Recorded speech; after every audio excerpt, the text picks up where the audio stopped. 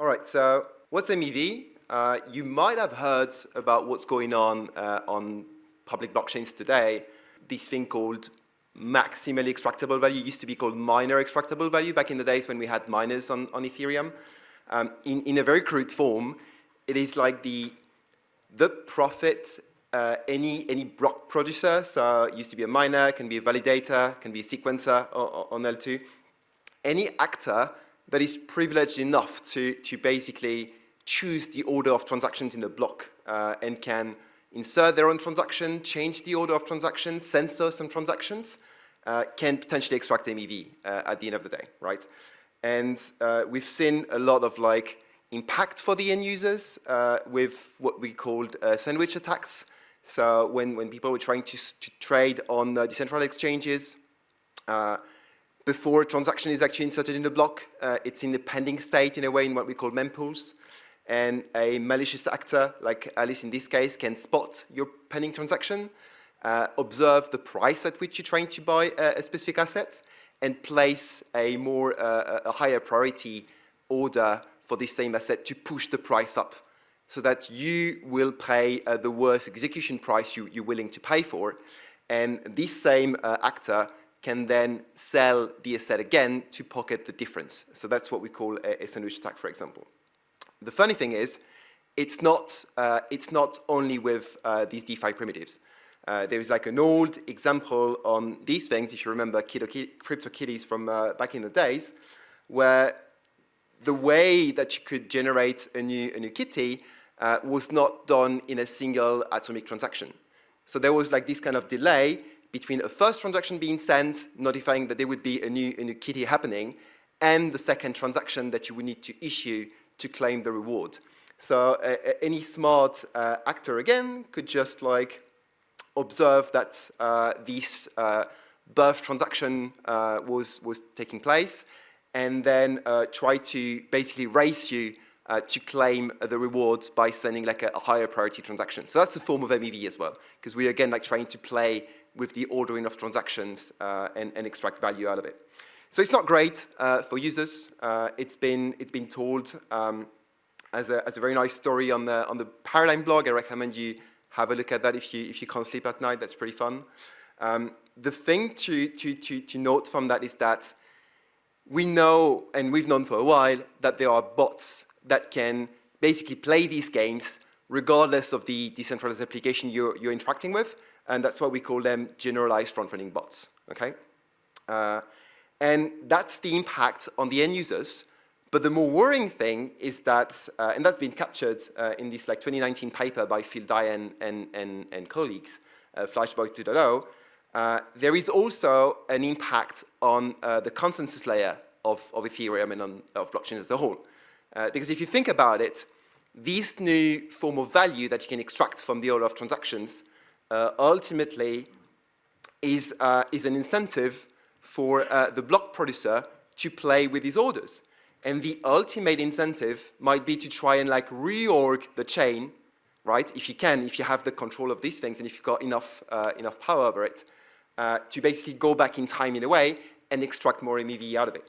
So there is a strong incentive to basically mess up with the consensus of public blockchains because of MEV. The other critical thing is that this value extraction, in a way, is ultimately these days controlled by validators on Ethereum. So without doing anything else, and today we have a kind of a solution in a way, a middle ground, but if we didn't do anything, the validators would be incentivized to get more and more MEV.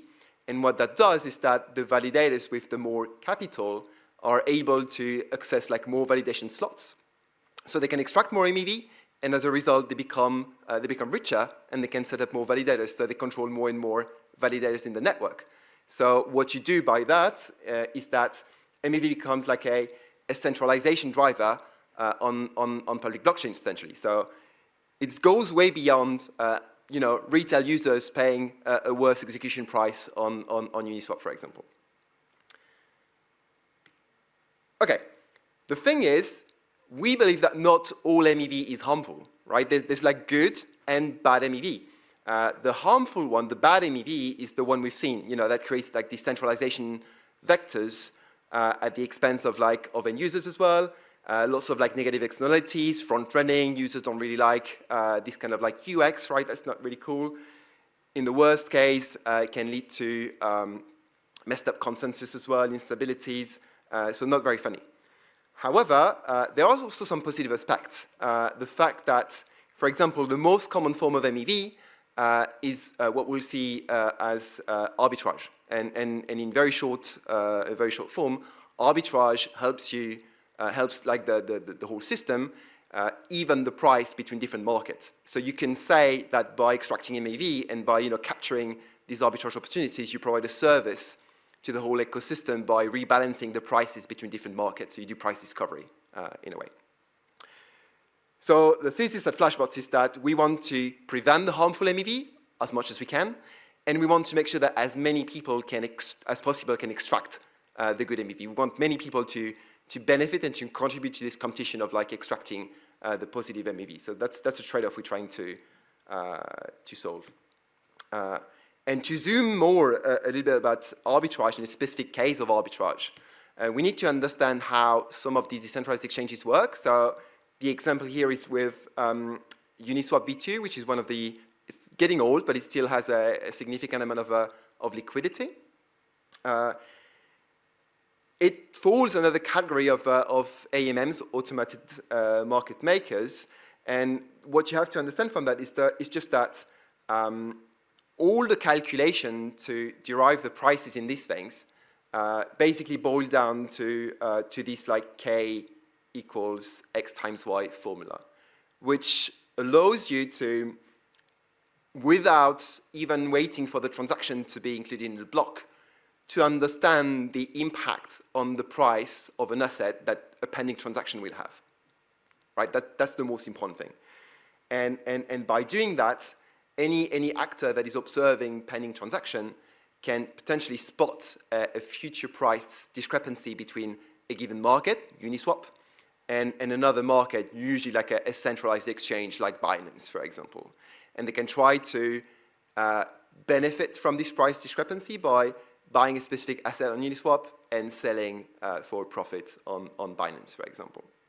So in short, the way this is happening is that, right, you've got your arbitrager, if we look at the left diagram, that will spot this price discrepancy between the price of DAI to ETH, will buy ETH at the low cost and try to sell back on Coinbase for a benefit. The catch here is because we have these two different exchanges, one being on-chain and one being centralized off-chain, you don't really have a guarantee that the two legs of this arbitrage are going to execute. That's why we call it a non-atomic arbitrage, right? There's two separate components to execute this arbitrage. So there's a risk, right? You can maybe execute the on-chain part and not be able to sell after on Binance if the price has moved in the meantime, so you're already competing. That's why you absolutely want to nail at least the on-chain side of the leg and make sure that you get the exact price that you've calculated. And to get this guarantee, there's only two options. We know that the user transaction that you've observed that is pending will change the price of the asset, right? There are two places in the blocks where this price is going to remain the same, and thus you can have guarantees on the calculations you've made. The first is right after the user transaction. That's what we call a backrun, right? So if you can insert your transaction right next to the user's transaction, you know that the price is not going to change because there's nothing happening for Ethereum in between these two transactions. And the other one is what we call the top of the block. So if you've calculated the price of an asset based on the latest block that has been published, then it means that the first transaction of the next block will also have the same price. So these two positions are highly sought after because that's where you get the guarantees from the prices on dexes like Uniswap, for example.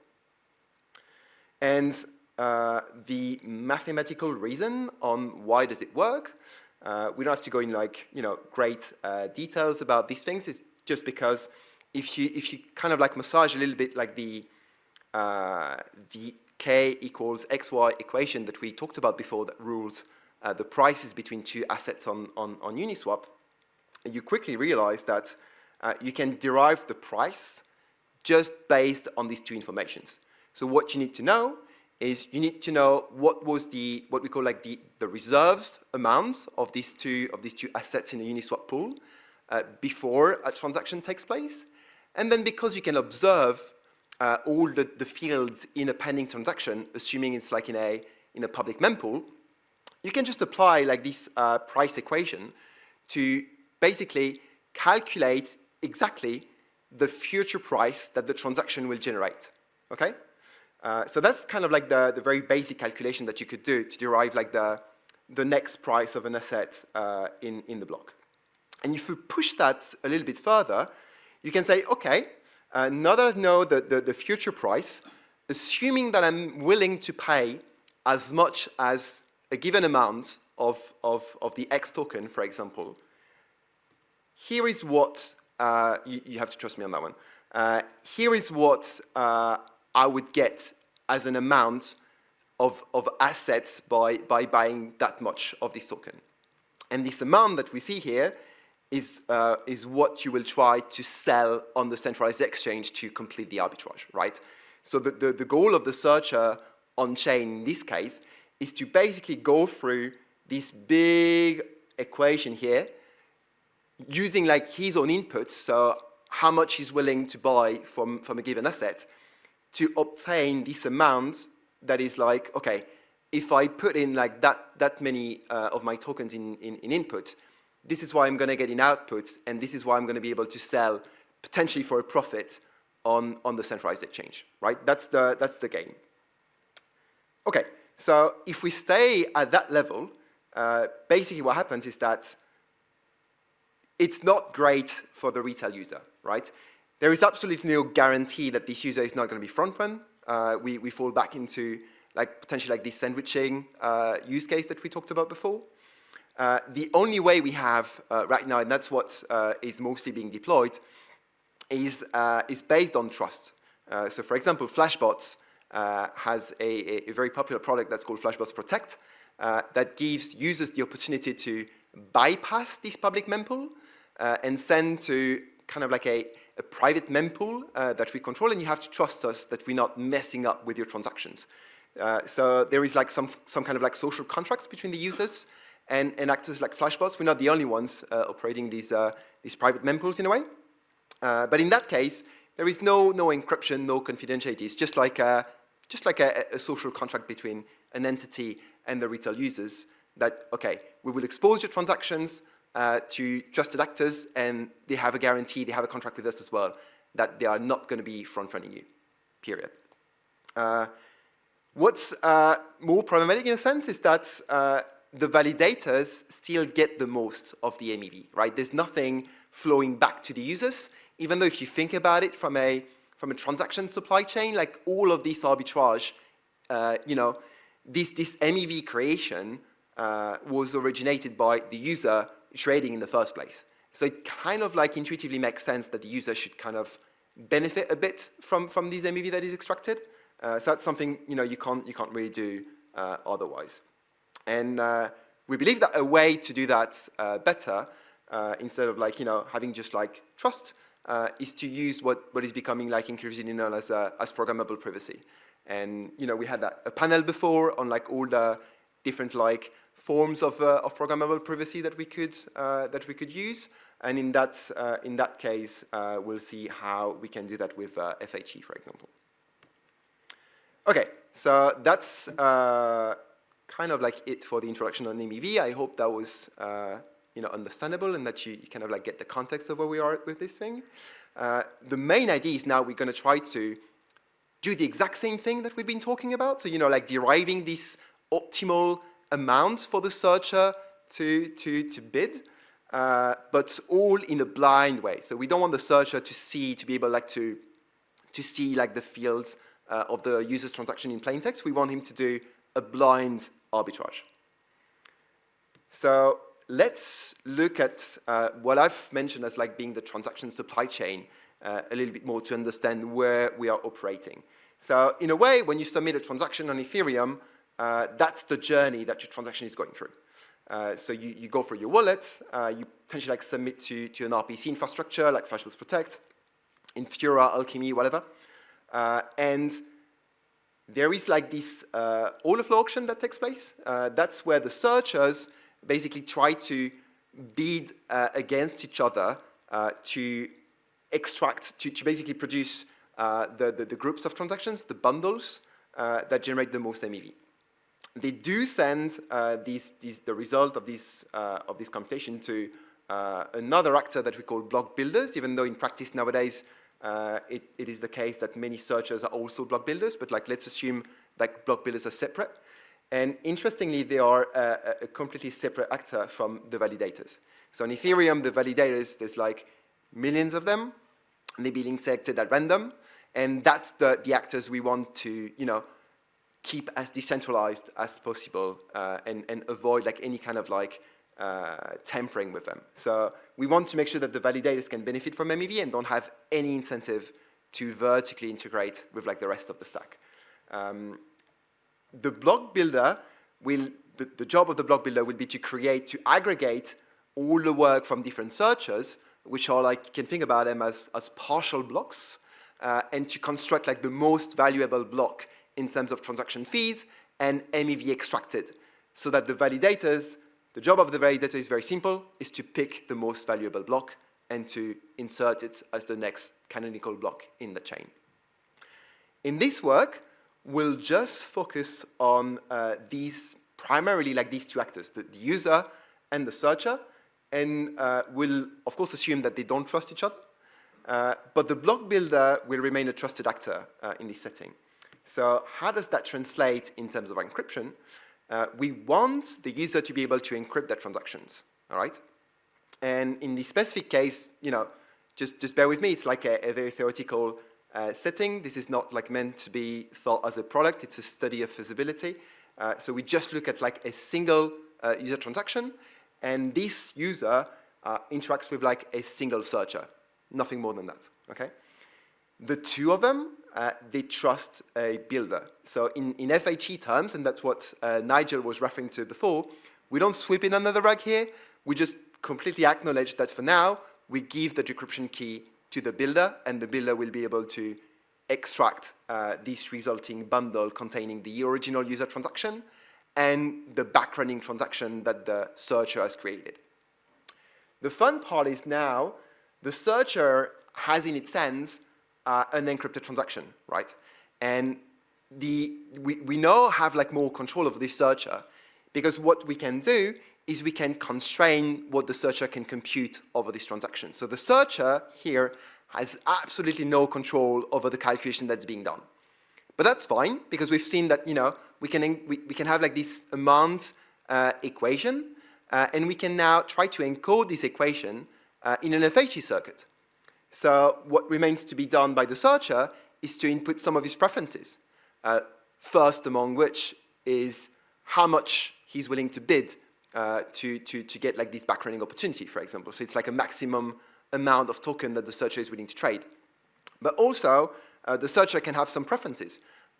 Searchers target like specific assets, for example. So the searcher might want to check that the transaction that the user has sent and is encrypted is dealing with a specific crypto token, for example, or doesn't spend more gas than he's willing to sponsor for. So there's like a few different criteria that the searcher can specify to be matched by the input transaction that will be checked in the FHE world. And there's also like the profitability parameters from the searcher. So how much he's willing to trade, and what is the minimal amount that he wants to get in order to basically close the arbitrage with a profit. Otherwise, he's not going to be willing to enter in this backrunning protocol.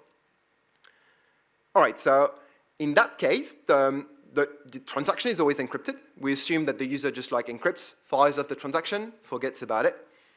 The searcher can either encrypt or not encrypt its parameters. The difference would be if we assume that the searcher can perform the calculation and run the FHE computation, then it's fine for the searcher not to encrypt. Everything can be plain text encoded and just like thrown into the circuit.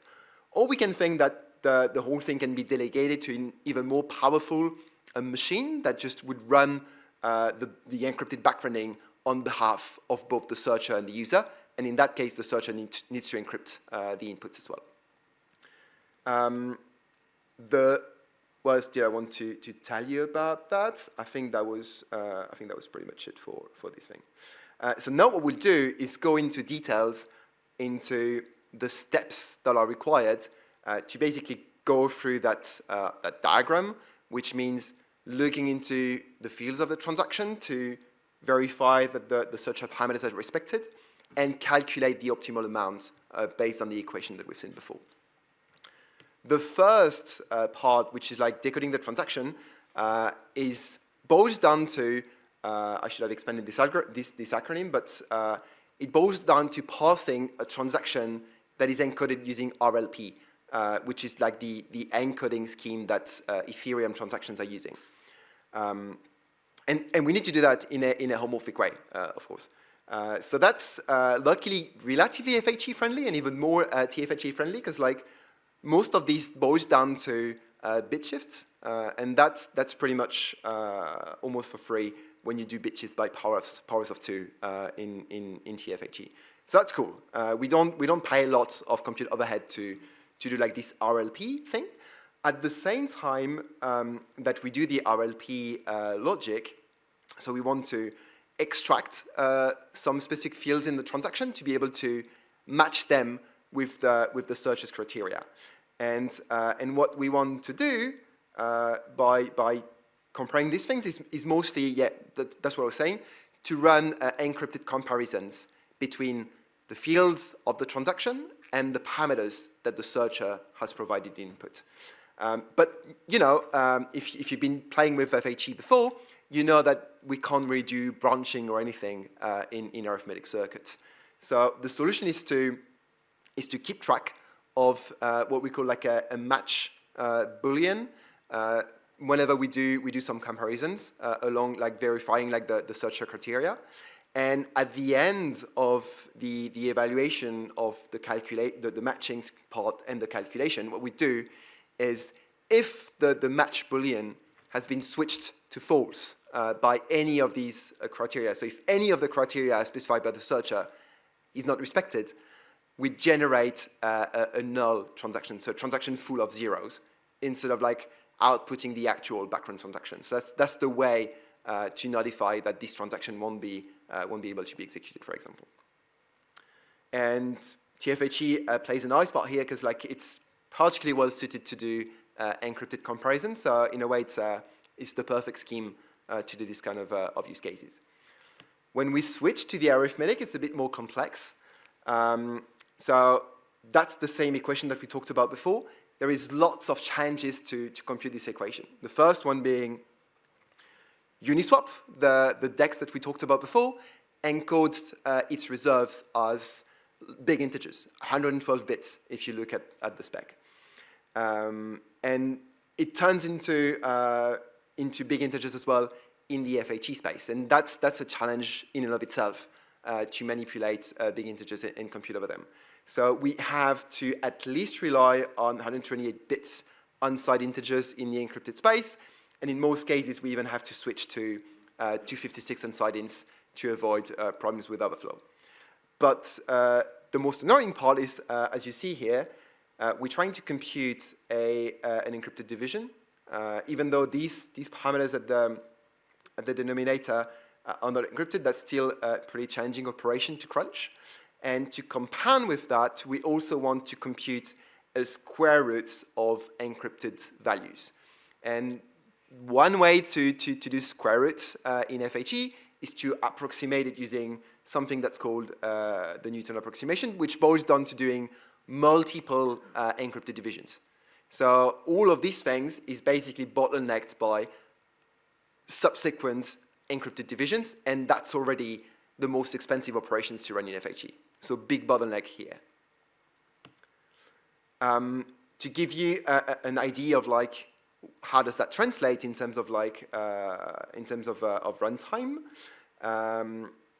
you can see that I'm making the distinction between the runtime of the first phase, so just the decoding phase that we talked about, the RLP decoding and the parsing and matching of the search criteria, which is just a matter of seconds, right? It's still pretty slow if you're considering, Ethereum transaction time, but pretty close to what we could hope for, 30 seconds roughly.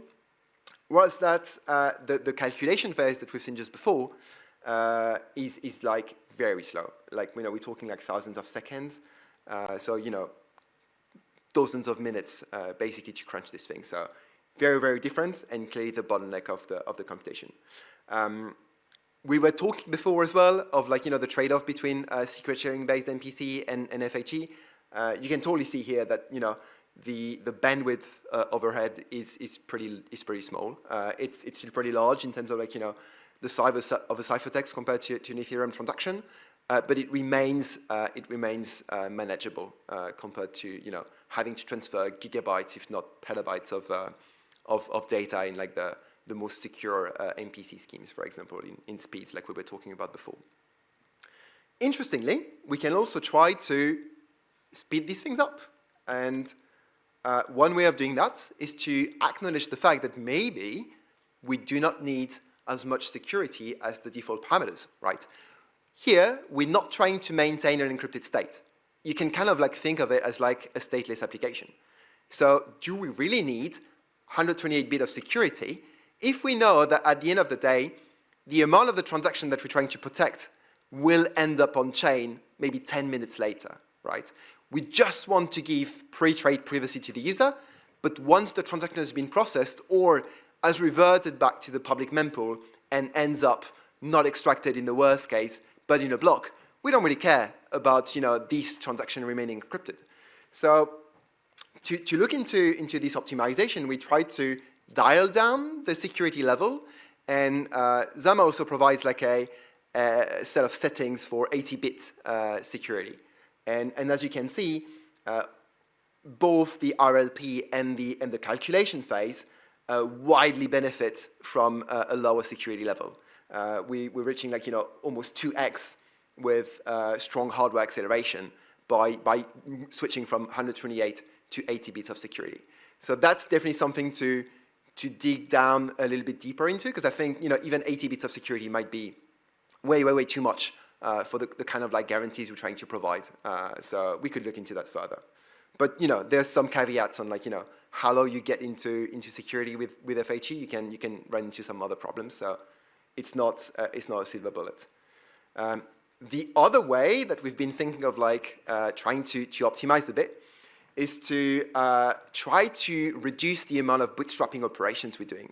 So we've not mentioned it too much today, but you must know as well if you're into FHE that the bottleneck in FHE is to basically run this bootstrapping operation that does both reduce the noise in the ciphertext and allows you to compute some more advanced operations than just the linear ones that you can do without bootstrapping. And in particular in the RLP decoding phase, it turns out that we've got these patterns of code that repeat over and over again and that are not really dependent on the order in which you execute them. So you can basically replace some of these operations in order to delay the time when you need to actually perform a bootstrapping operation. So for example, the subtraction here is pretty fast, right? Whereas these encrypted comparisons require bootstrap. If you keep alternating between the comparison and the subtraction, you will bootstrap every time, even though potentially this ciphertext here could have been subtracted even further without requiring a refresh of the noise. So the idea of this trick is to say, let's do all the subtractions first as much as we can, and then all the comparisons afterwards, so that we don't pay as many bootstrap as we used to in the first place. And we save, I think, between 2 and 4 bootstraps per block, so it's kind of interesting. Downside is the impact is relatively minor in the overall runtime, because as we've seen, this phase is completely dwarfed by the arithmetic calculation. But that could be a nice trick to potentially encode into a compiler, maybe. to summarize, because I think we are getting at time, this is, as I said again, a prototype, but an interesting step towards providing FHE encrypted mempools, which is becoming a thing, or even encrypted mempools in general. The public mempool is drying out. More and more transactions are going through these alternative private mempools, be they encrypted or not. So it could be nice to make sure that FHE has a role to play in this new handling of like Ethereum transactions. The computational overhead remains a big challenge, as we've seen. So if you want to play with us on trying to find smarter optimizations, especially on like how do you do square roots or how do you do encrypted divisions, I know some of you have been looking into that in the room. So that would be very much welcome. And the one thing that I swept under the rug, but that you might be interested into, because that's a cool puzzle too, remember that the output of our FHE circuit is a background transaction that technically should be a transaction issued by the searcher. What's missing? A signature, right? We've not talked about signature. But for this transaction to be valid, technically the searcher should provide a private key to the FHE circuit to run an encrypted ECDSA signature, turning it into a valid Ethereum transaction. And that is tricky, right? That is very, very hard to do in FHE. So that's a big bottleneck. We didn't talk about threshold, but of course, if you want to do this thing in practice, you would probably have to have a threshold FHE protocol, as Nigel was presenting before. No silver bullet either, because you can leak some shares, but hey, you can just throw it into NTE and compose all these primitives together. Thank you very much for your attention. Here are some references into the world of MEV or what has been done before using like these kind of protocols, and we'll be releasing a blog post summarizing like all this work as well in the coming days. Thank you so much.